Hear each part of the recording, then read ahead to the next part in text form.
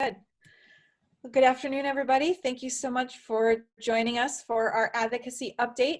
Before we get started, I want to offer major thanks to our panel of experts. We have folks from both the national and state level advocacy arenas. So we've got Ember Farber from AAM, Ben Kershaw from Independent Sector, Scott Wands from Connecticut Humanities, and Emily Ruddock from MassCreative. So thank you all so much for being here. And I know that both Independent Sector and MassCreative, you guys are running your own advocacy updates. So thank you for pulling double duty and coming to give us the skinny specifically for museums today. So to start off, Ben, how about you fill us all in on what's the latest in Washington? What kinds of things are of interest to nonprofits we should be paying attention to? I'd be happy to, Meg. Thank you, Nima, for having me. I'm a recovering professional museum lobbyist, now working for Independent Sector, so really appreciate the chance to be back with you all. So Meg has asked me to give a quick overview of what's happening at the congressional level, impacting the nonprofit sector, and there's a lot we could talk about. So I want to do a really quick history lesson, just because I think it'll come up, and then talk about what we expect to see going forward.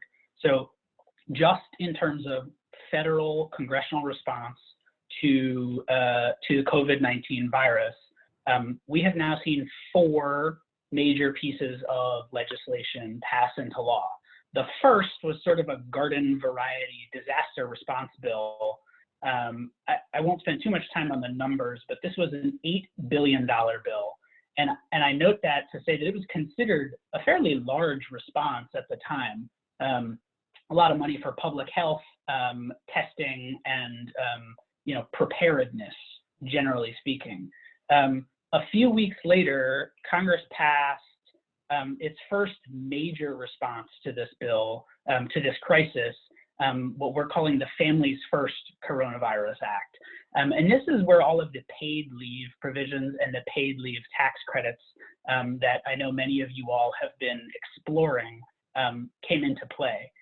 And I note this because historically, disaster response legislation from the federal government has created income tax credits to help employers in need. This legislation, because of some really loud and effective advocacy from the nonprofit sector, structured those tax credits as payroll tax credits. Despite our sector's tax exempt status, we all know we pay a lot in payroll taxes. So this inclusion in that bill, I think, was a sign of some congressional attentiveness to come that really came to bear in the CARES Act, the third bill that Congress passed in response to this crisis. I know that you all are, again, deep into the details of that legislation. I won't spend any time walking through the Paycheck Protection Program or the Economic Injury Disaster Loans out of SBA, some of the programs out of Treasury, some of the tax credits that are being made available to employers. I would just note that there's a really good resource on the Independent Sector website that can walk you all through all of that. And then just recently, Congress added more money to some of those programs that ran out of money. So looking forward, Congress was supposed to be back in session this week debating a 5th bill to respond to this pandemic. The House of Representatives, for public health reasons, has not returned. The Senate has returned. The House is where this bill is expected to originate. They've sort of been trading terms. And so we expect that this bill is being written over the next couple days, and that the Speaker intends to have this bill on the floor when the House of Representatives returns. Look for the bill to include more money again for programs that have run out of money. Look for it to include increased assistance to state and local governments. And the president is signaling that he's going to insist on a payroll tax credit of some sort, probably lots of other things as well. But that's a quick snapshot of what to look forward to at the federal level for the whole nonprofit sector. All right, thank you so much, Ben. If anybody has any questions for Ben, how about we do sort of a national set of questions? So we'll move on to Ember and see what kind of museum-specific things are coming up and what AAM has been up to. And then if anybody has any questions for Ben and Ember, we can ask them all at the same time. On to you, Ember. Great. Thank you, Meg. That sounds great. And thanks to Ben. That was a really excellent top level, but detailed enough to know what's going on overview of kind of the blur that the last 6 weeks have been, right? So I appreciate that. And an awfully nice setup to talk a little bit more about specifically the role of museums and AAM in these developments. I would also note that thanks to Meg for putting together a file of all the some relevant links that Ben and I have pulled together. And you'll see if you dig into the AAM resource links, there's a lot of detailed information about the financial relief and resources and the elements of those bills that Ben mentioned that are available to museums, as well as where I'm happy to include the really pointers to the excellent information that Ben mentioned. So if you can get to either place, lots of good information. So in terms of what we've been up to at AAM, since the pandemic has taken hold of communities across the country and around the world, we've been hard at work to advocate for the museum field alongside the larger nonprofit field, and to provide the resources to every member of the museum field to make the urgent case directly to legislators about the dire needs of the field, the direct impacts of the pandemic to the field, and the absolutely humbling and astounding ways that museums have been and continue to serve their communities even while their physical doors are completely or partially closed. We've been putting out regular calls to action and detailed policy updates through advocacy alerts through our website, and those are the links that that Meg included in the Google Doc. And the field has really responded, I can say, in a record-breaking way. In the last several weeks, we've seen over 40,000 messages to Congress over and online advocacy tools.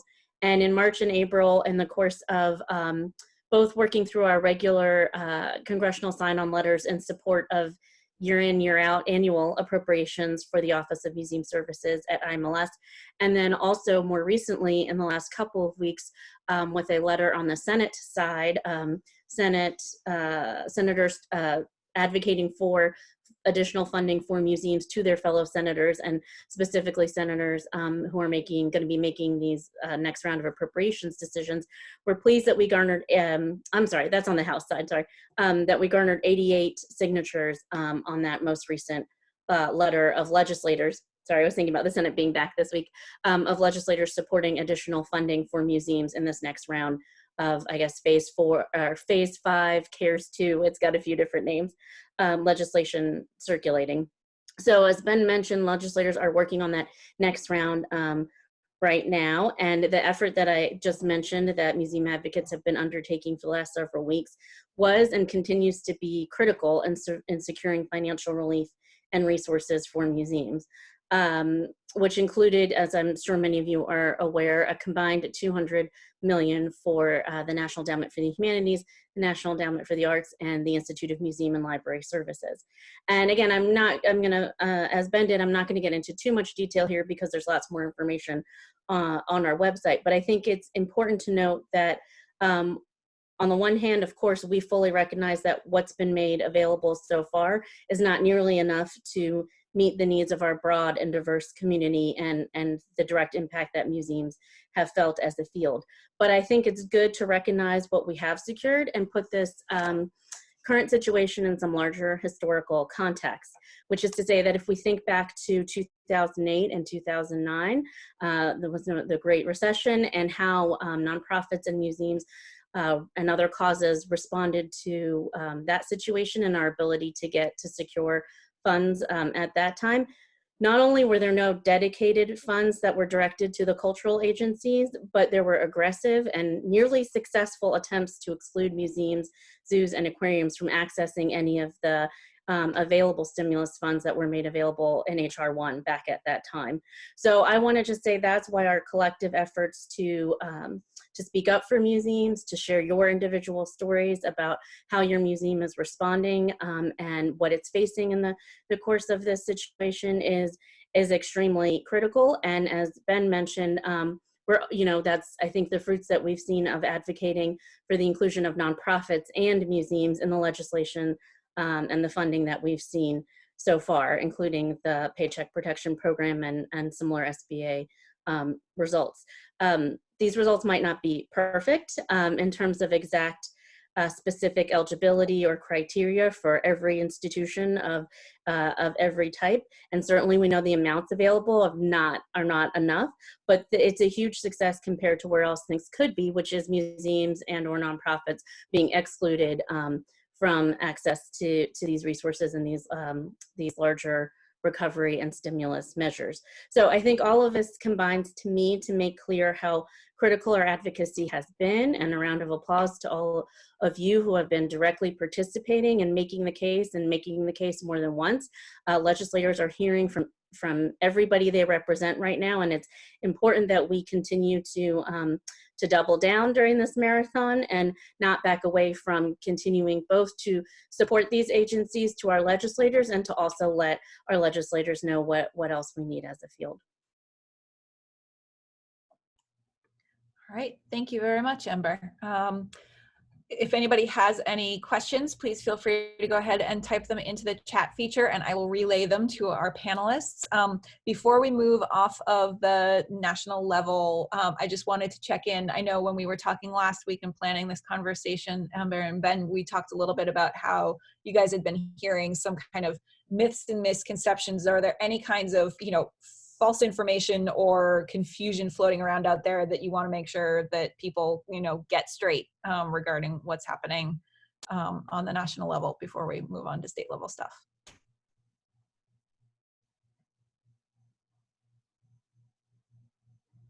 Maybe they've all cleared up between, last Wednesday and now. That could be. I think that some of it from our end has to do with sort of staying in the marathon. And even if we would have wanted to see, even slightly different things from the amounts of money dedicated to the cultural agencies, or perhaps in exactly how they've been made available, I would say there's more to come from IMLS. So let's all stay tuned for that. Just keeping our perspective as best we can. Of course, keeping in mind that we know museums are in dire need, and that not every agency meets the needs and the scope of services that every museum provides. Yeah, Meg, I would just kind of reemphasize that, and what I alluded to and what Ember alluded to earlier, that our sector and the museum sector specifically, I think justifiably has a little bit of a chip on its shoulder right now, watching some of the dedicated relief for other industries, and not being shown that love by policymakers. It makes you want to go look at who's donating to which political campaigns and things like that. And so I do think there's a misconception out there, I think, amongst some advocates that we've been totally ignored. And, it's understandable frustration because, we are not getting the support we need. But legislators are listening.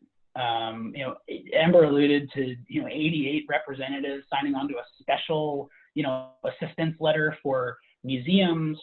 There are ongoing, nonprofit specific sign-on letters from members of the House and the Senate right now.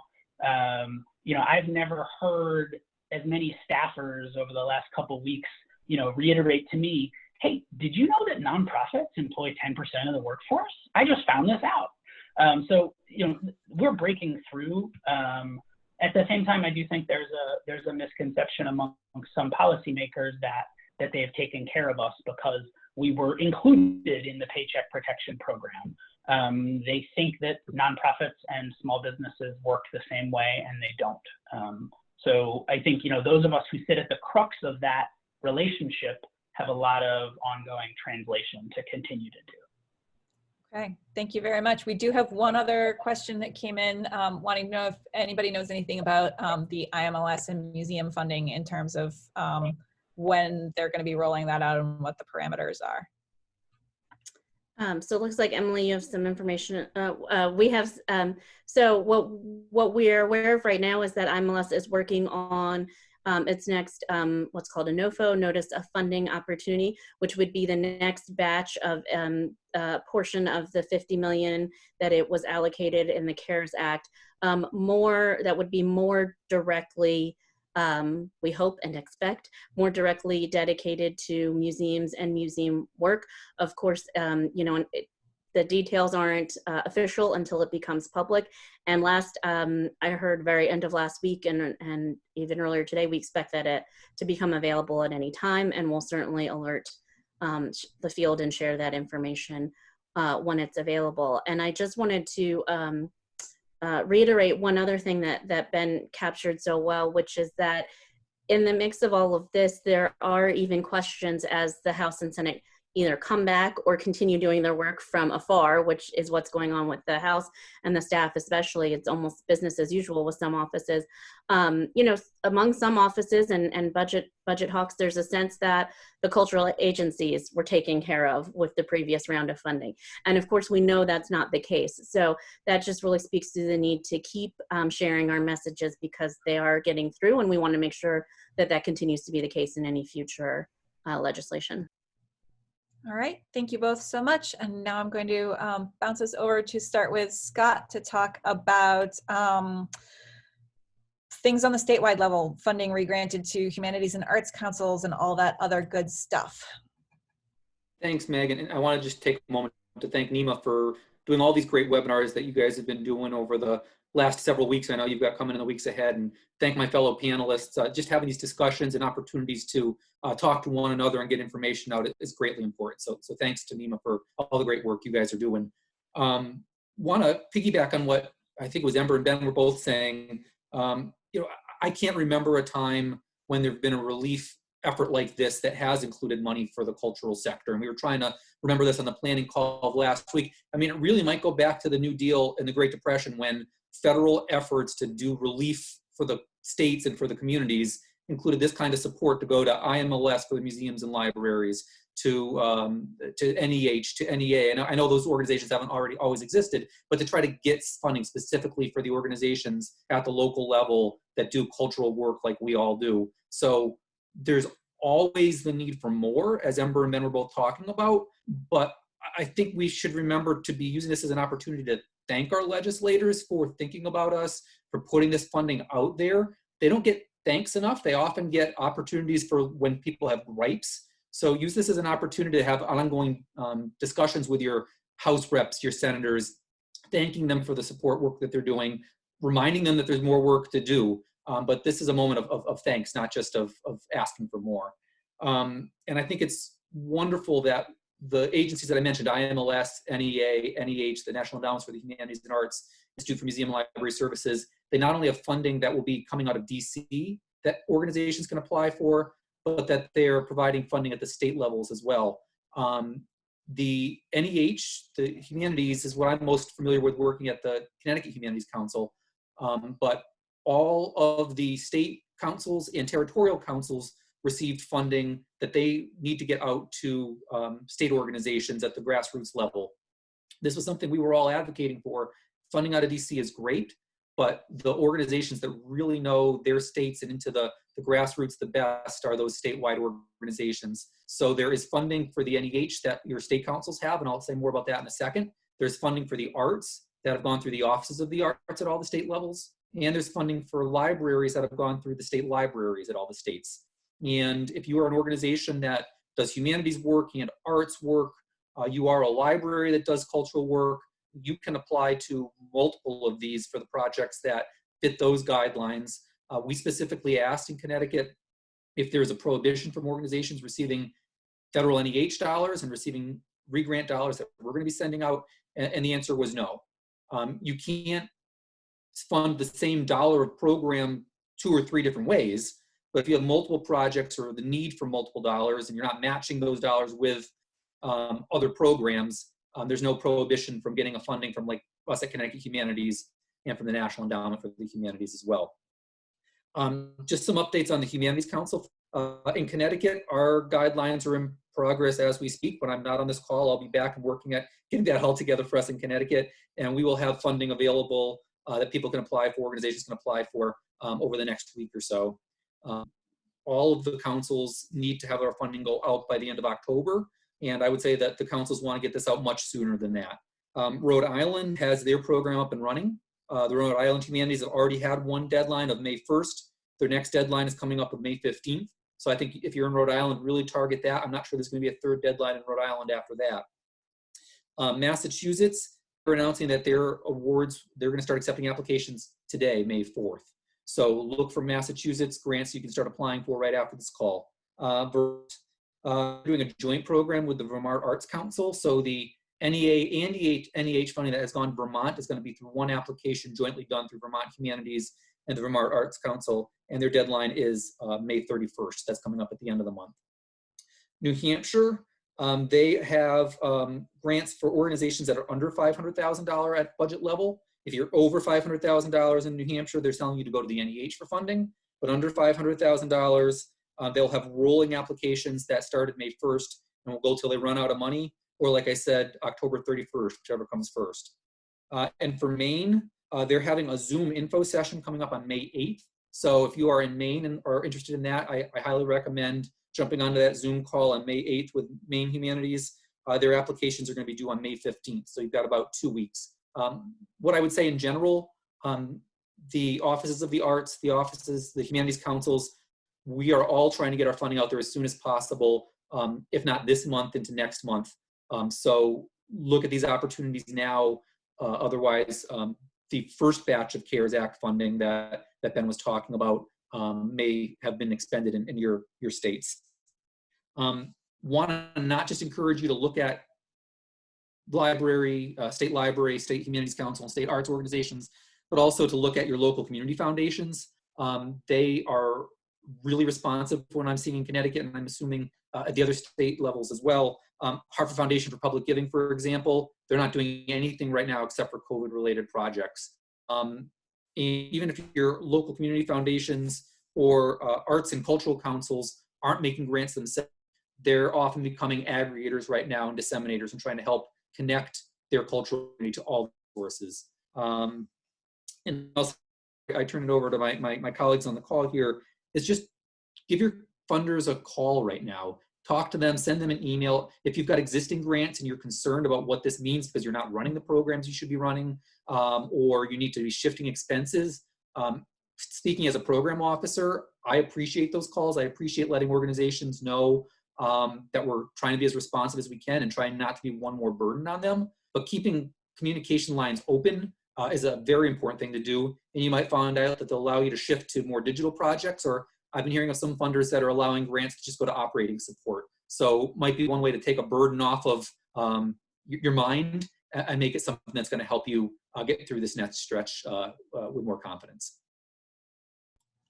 Thank you so much, Scott. That was incredibly thorough, and you totally did my job as far as finding out what was going on in all the other states. So I super appreciate that.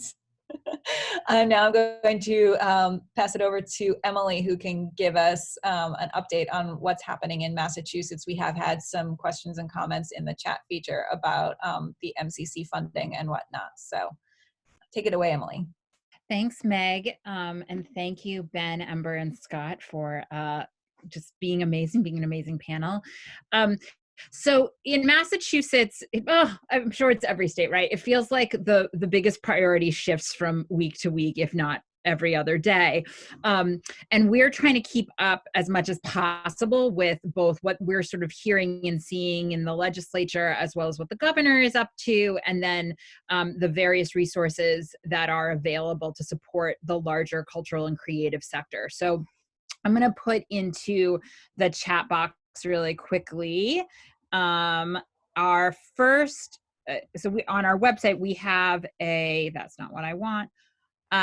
we stood up like everybody else, a COVID-19 section of our website, which has a lot of really good resources and information and news. What we've also tried to do is, as an arts and cultural advocacy organization, start thinking a little bit more holistically and intersectionally around the advocacy, how we're thinking about advocacy, both in terms of what we're advocating for and the ways to engage. So we've also listed every mutual aid, or we've tried to list mutual aid societies that are out there who are thinking about how are we taking care of our cultural workers as well as our cultural organizations. So if that's of interest, that's there too.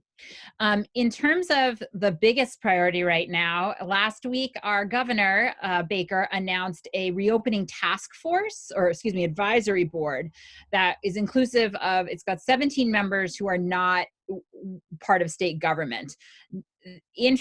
What's notably absent is the sectors that are not included on that group. Labor isn't included. Early child care isn't included. In fact, education is, there's only one person of Worcester Polytechnical Institute that's on it. And then obviously for my purposes and our purposes, arts and culture are not represented on that advisory board. So yes, last week we worked really hard to put together a letter requesting that that group utilize and hear from the creative and cultural sectors to help inform their work. I'm really pleased to say that we had over 600 signatures that included 300 arts and cultural organizations, including many of the folks who are on this call. And I really appreciate you adding your voice to that effort. We got some nice positive, we got a mention in the Boston Globe's editorial about Governor Baker's advisory board in terms of that there needs to be more representation from the creative and cultural community. So that's not the only effort that we have around this. So that's great, and that's public to apply a little bit of pressure and just remind the general public about us as a sector and our I would say our necessity in Massachusetts and a strong reopening strategy. We also are working back channels to make sure that representatives from the creative and cultural community are having opportunities to present. So we've just heard that there's one cultural group may present tomorrow. There's requests in for performing arts groups to present. MassCreative has made an offer to present to the board, and ours will more than likely be designed, if we're allowed, to be a panel, a representative panel of the creative sector, including museums, arts and cultural organizations, creative youth development spaces, and individual artists and creative makers. So that's sort of an ongoing project that is taking up a lot of our time this week. And we expect, I would also say, we do expect that the legislature, as they continue to work through how they're going to meet in session remotely. There was some interesting, if you listen to our update call on Fridays, there was a lovely, like, dramatic moment between the Speaker of the House and the minority leader of the House about a disagreement about those rules. But once that happens, we sort of expect to see much more legislation start to move through on the state level that will impact the creative and cultural sector as well as the broader nonprofit sector. Meg, is that, so then the question that's in the chat box, Lucy, I cannot speak directly to how the MCC decided to disperse those funds.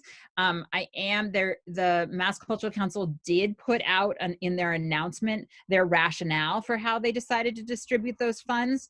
It was voted in by their board, and I know that organization tends to have people who follow the rules in terms of what the guidance was from the National Endowment for the Arts. So I don't have more information on that, but that I would direct you to that article, and I can put that link in the chat. Meg, is that good? Anything else I can help with at this moment?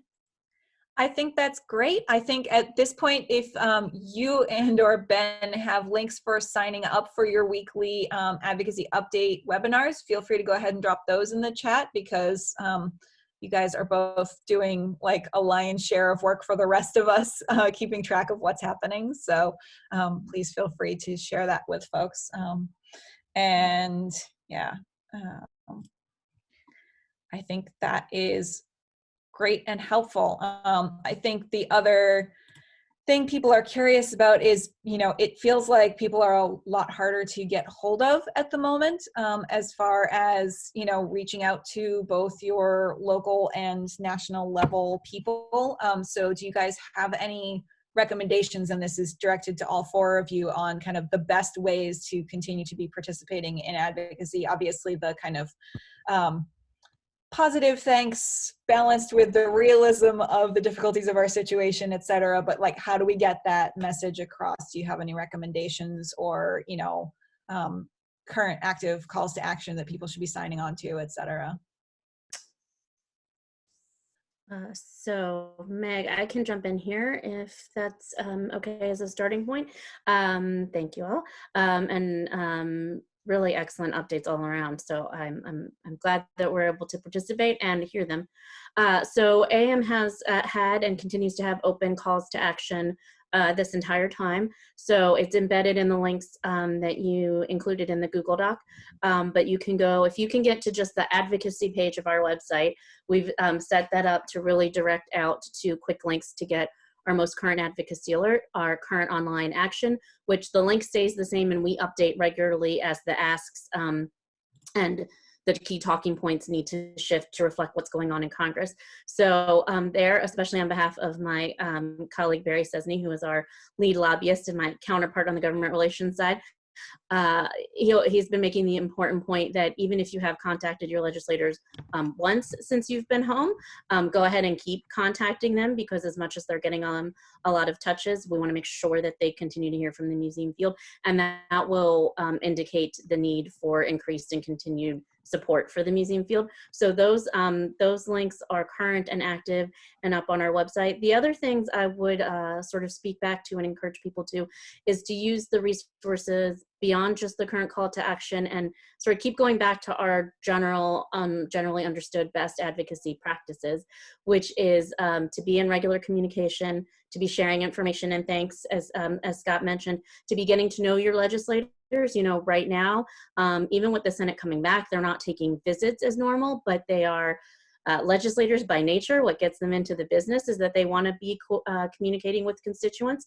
So in that regard, they do want to hear from you. And I've been very impressed with many offices have seemed to move to some sort of version of telework that works for them, and staff are extremely hard at work on these on hearing from the community, connecting to the community, helping connect the legislators to the community, and preparing for these next rounds of legislation. So I would say, you know, make sure you're liking and following your legislators online, so you know when they're having town halls, when they're having phone calls.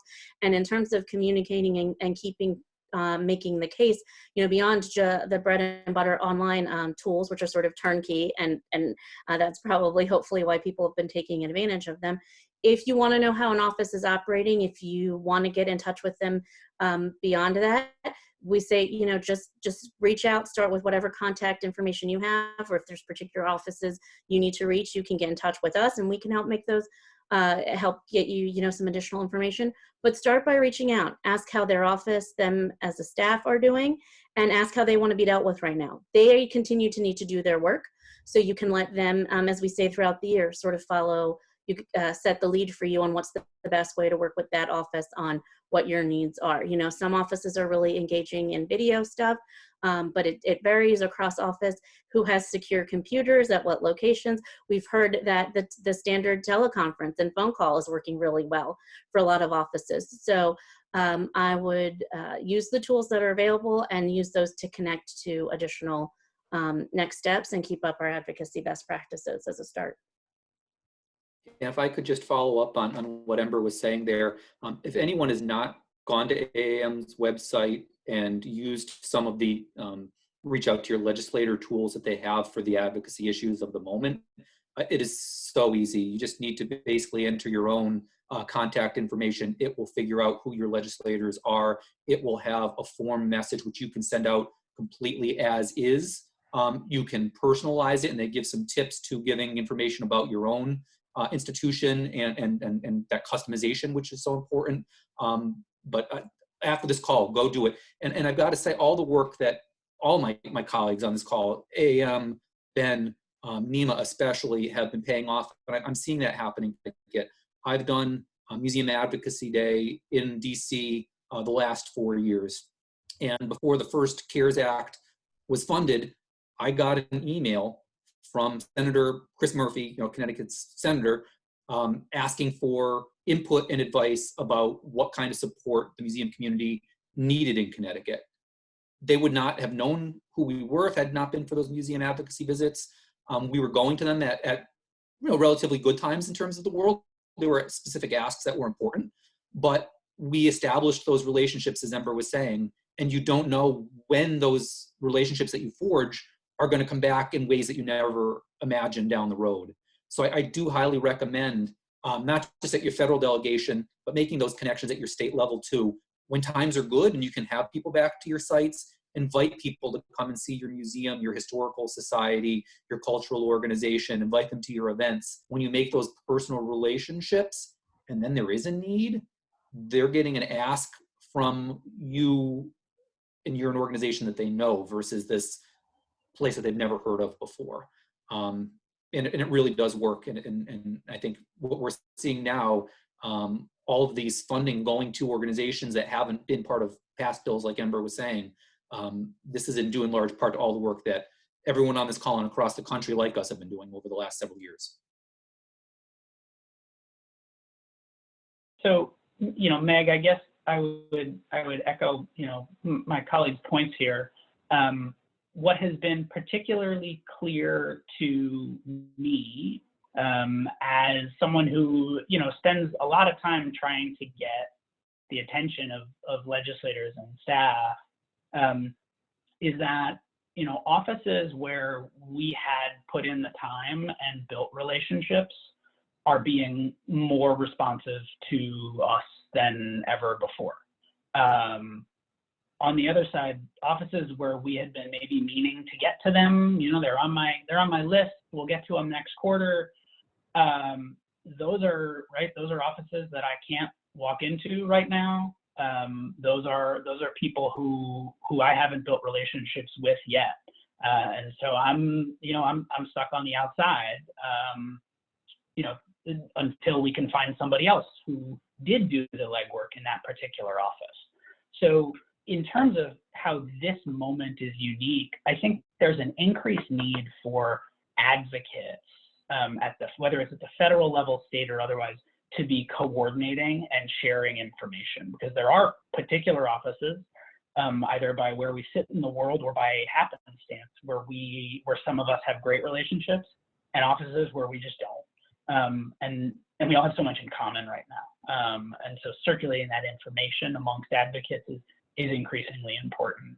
And boy, do I really hope that someday, we can all go back into our offices, and my kid can go back to daycare.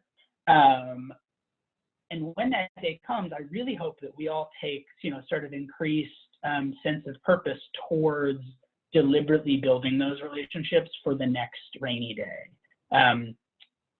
AAN has done a great job of creating the infrastructure for museums, and museum advocates to build relationships with their legislators. Our old colleague Gail Silvergleed, and one of our old museum advocates, Karen Witter, always used to talk about advocacy as disaster planning. You build the relationships now, you invest, and maybe someday when public gatherings somehow get banned out of the blue in the middle of the night, you'll have people at the highest levels of power there to go to bat for you. If this isn't the clearest case of advocacy as disaster planning I've ever seen, I don't know what is.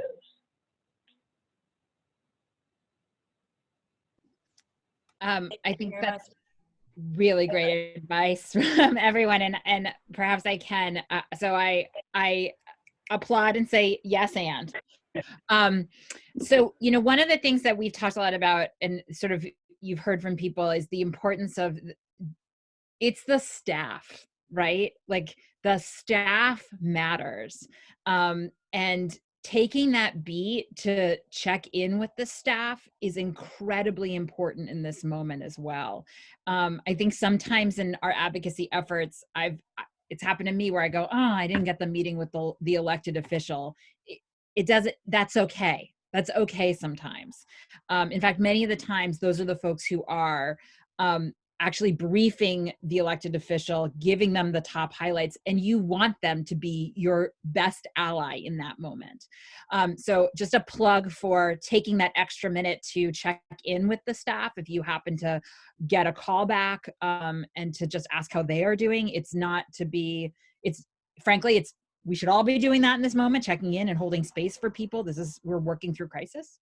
But I wanted to say that as well. The other thing is that, in this moment when like you can't march into a government building and say, hi, I'm Emily, and I just want to give you 5 seconds and a fact sheet about my issue.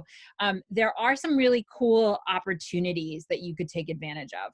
So one of them is, and this is in Massachusetts, state legislators have really started to use technology to engage and connect with their constituents. So we put together, and I'm putting it in the chat box, a little tracking doc of all of our state legislators, either virtual coffee hours or Facebook Live check-ins. That's a really great opportunity to remind them that you're a constituent, hear what they're thinking about and what they're working on. And then also, I think dollars to donuts, they're not getting a ton of questions on that call about the arts or cultural sector. And this is a great time to remind them, not just to say, what have you done for us lately, but to say, I work at a museum. Here's how we're responding to this. Here's how we're still delivering services to constituents in your district. Here's what I'm worried about. Informing and educating is our job as advocates, and that's a great way to do it. The other thing that we stood up, and I want to just talk about, is we following the example of many folks, we put together a page which is trying to aggregate and collect all the different advocacy opportunities you can take. So organized by reaching out to your member of Congress, if you feel more inclined to reach out to your state legislator. And then also thinking of, again, this advocacy and public will building as education as advocacy and public will building as advocacy. So in Massachusetts, we have a number of surveys that have been stood up to try to collect the impact on how the field has sort of been affected by COVID-19. Those data points become incredibly valuable if I have 6 seconds and a fact sheet to talk to a staffer or a legislator about, to say, look, this is really meaningful. This means a lot. Here's what's happening. This is 10% of our workforce. Here's the personal side of that, and then the data that says we may not come back from this without real support and protection. Then the other thing that we are suggesting this week as a top action to take is writing a letter to your editor. So that's another way to get our issues out there, and to perhaps have it be that when an elected official reaches out to one of their constituents who they wouldn't normally hear about this issue from, they say, I read this letter in the editor, and I read this letter in my newspaper. I didn't even know that the field was being affected this way. What are you guys doing about that? So helping turn more people onto our issues is a really important thing to do. So we have put together a little section of our website with some templates for letters to editor around reopening the Massachusetts economy, arts and education, and then the economic benefits of the creative and cultural community. So we've also put some tips for how you can write those letters to the editor. Again, those aren't maybe the most naturally, those aren't maybe the first things you think about when you think about advocacy, but they're part of a larger package and a way to engage on this issue. So Lucy says, our legislators have asked if those MA surveys can be shared on a city or regional level for data that is specific to their districts. Will this be available? I am not the holder of that data, so I do not know how those groups plan on sharing out that data. We certainly always urge and encourage data collection to think either regionally or by legislative district. It's the most impactful for our purposes. We have been working with so this is sort of sector adjacent. We've been working with the city of Boston, who stood up an individual cultural and creative worker survey to try to measure the impact that the individuals are feeling. And that is, and they are specifically asking for zip code data so that we can do some sorting by legislative district and region. So it's in the works. I don't know what the timeline is for that. That's a really good lead-in, however, to our last topic. Emily, thank you so much.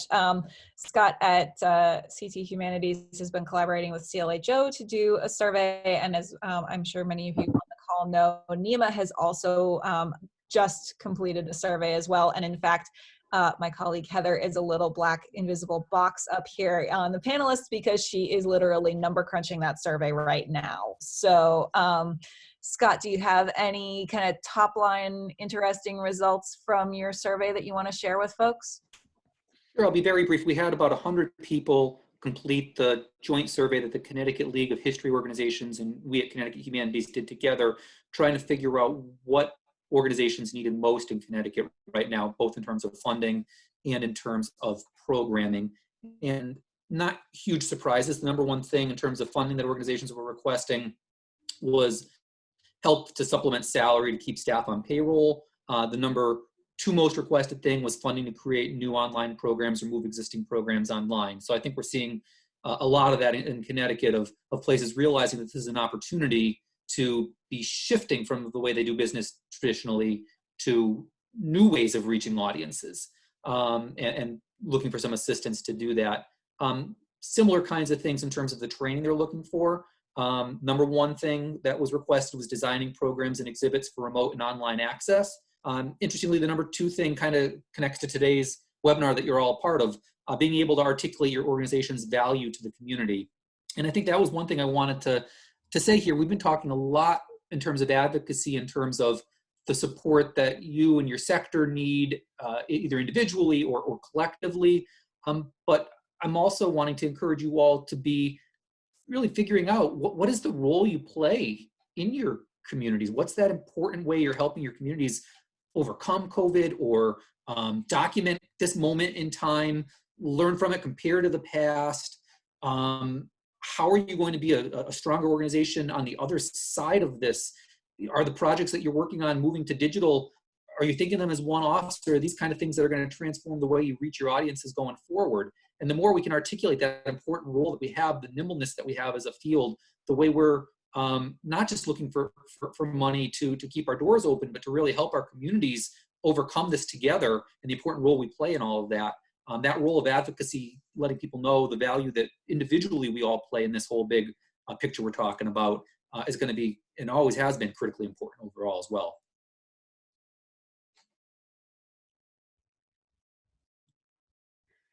That's great. Thank you so much. And like I mentioned, we just closed our survey, which focused largely on a lot of both the economic, but also the educational impact of museums, talking about some of that, describing our value. One of the ways that people outside our field best understand what we do is when we talk about services to, specific communities, whether that's school children or veterans or families with special needs, et cetera. So that information we got, I think Heather told me we had about 310 completed surveys because ours was a little bit longer. We apologize, but I promise all that information is really important. And thank you to all of you who actually filled it out. So about 150 of those answers were from New England. And so we are going to be crunching those numbers to look at national patterns by region. So we're going to be sharing the results with the other regional museum associations, as well as AAM and ASLH, who all helped us push out the survey. And then we're also going to be looking at that within New England on a state-by-state basis. So Lucy, to your question, I don't know if we actually have enough respondents from Massachusetts to be separated out by legislative district, but whatever info we have, if it's enough information to cut down, we will cut it down as finely as is humanly possible.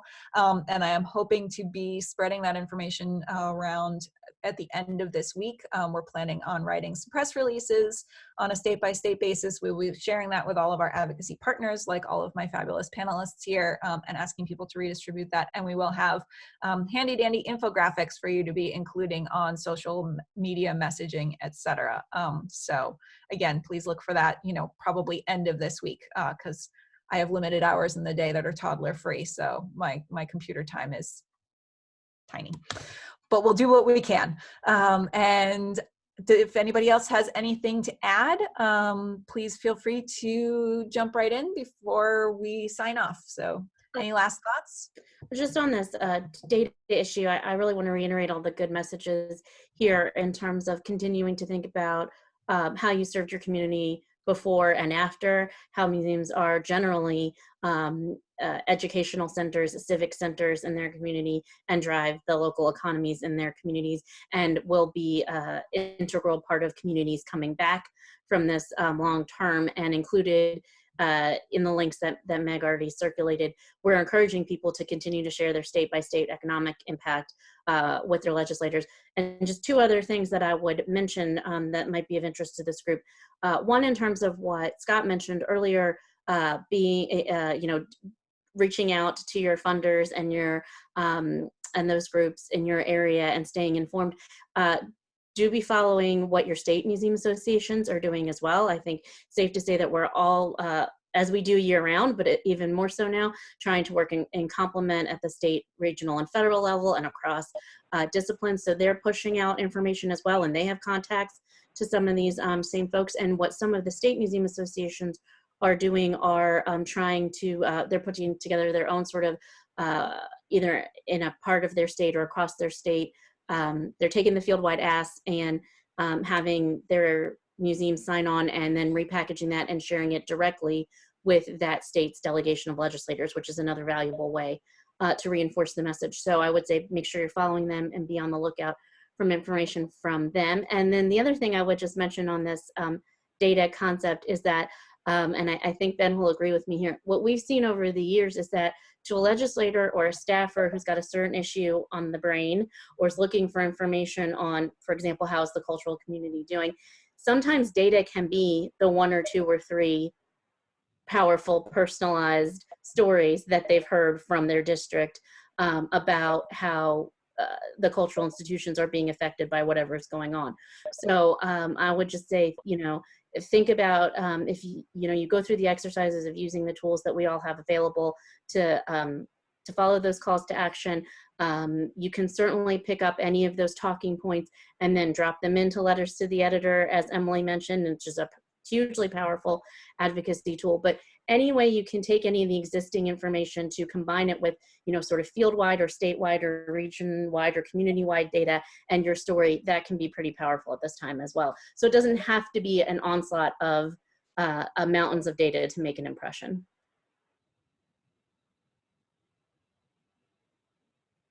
So only the thing I'd love to add to this, Emily, to Meg, is that you mentioned that things are changing at the federal level really quickly, and so I did put a plug in the notes to join us.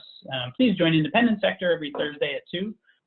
Usually our policy education events are only available to members. Where that's absolutely not what we're doing right now. Taking a page from AAM's playbook and Nima's playbook about advocacy being for everyone. But one thing I would flag is that the importance of building relationships and thanking legislators. We glossed over some of the recent details, but with a New England flavor, Congressman Seth Moulton has in particular been a real champion for the nonprofit sector as a whole. He found a Republican colleague and spearheaded a letter from 144 members of the House of Representatives supporting a lot of the broader nonprofit sector's priorities. The content of that letter has a lot of overlap with the letter that 88 representatives signed on behalf of museums. And so if folks in the 6th congressional district want to let him know that his advocacy on behalf of the sector is appreciated, I know that goes a long way with members in general. And in addition to joining us every Thursday at 2, last week we were actually joined by Seth Moulton's staffer who's working on all these issues. So Not that I usually would recommend going back and listening to old webinars, but if you want to hear from a Massachusetts champion for a nonprofit sector, that's who we spoke with last week. She's great. All right, that's great. Well, this is my point to remind everybody that if you did have to hop up for a toddler break or emergency coffee or anything else during this webinar, it is being recorded and it will be available on the NEMA website if you need to go back and refer to it. Also, all of the links that people have been dropping into the chat, I have added live to the Google Doc, so you can go back in there and get to all of the wonderful resources that our panelists have offered.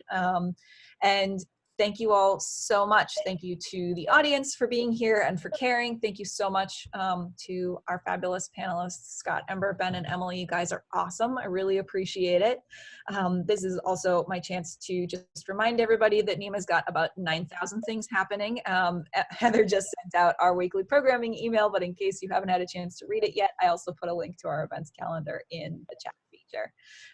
So thank you all, and please feel free to be in touch with any or all of us if you have questions or concerns at any point. You know, that's why we're here. All right. Thanks, everybody. Have a good afternoon. Well, Thanks, everybody.